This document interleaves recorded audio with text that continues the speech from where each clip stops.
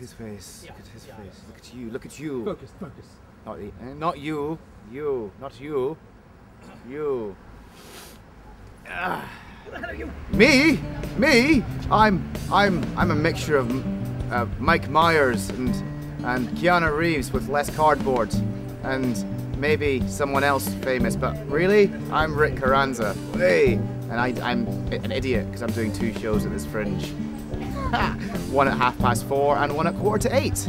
Boom. Anyway guys, a little bit more myself. I'm half Scottish, half Filipino. Which in the world of stereotyping makes me a tight arse rent boy.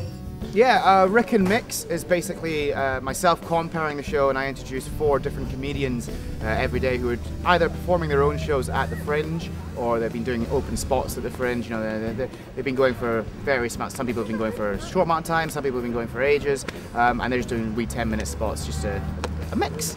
So, and then Rik and John Don't Know Any Better was the main show that I started doing started planning for at the beginning of this year, and it's myself, I headline that every night, so I do a 20-minute spot every night, but I'm doing it with John Greenaway, another new comedian. He's been doing comedy for about just over a year.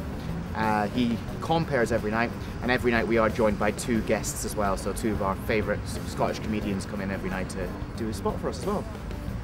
You know what I'm talking about as well, don't you? It all starts off with the baby announcement. Oh, we're having a baby. Fuck off.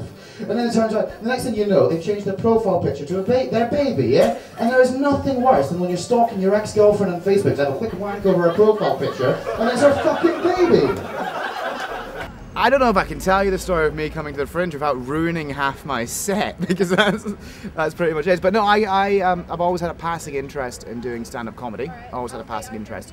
End of last Fringe last year, I said to one of my friends, you know, I said it to a few people actually, I said I was interested in trying stand-up comedy over the next year, see what happens, see how it goes.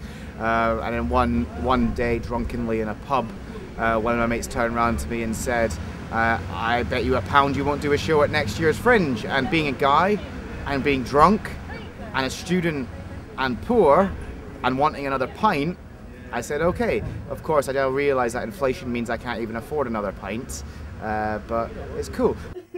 I did. I was made to read the Bible, and I was going, the Bible's fucking terrifying. Everything is evil in the Bible. Everything's a sin.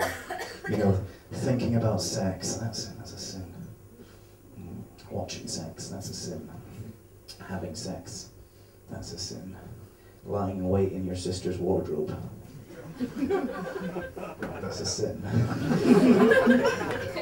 I got in my head, it's like this really, really judgmental religion, and one day you're gonna die, we are gonna die, it's horrible. And so you're gonna die, you have to go to the gates of heaven, you're gonna have to prove your worth, aren't you? Prove your worth to get into heaven.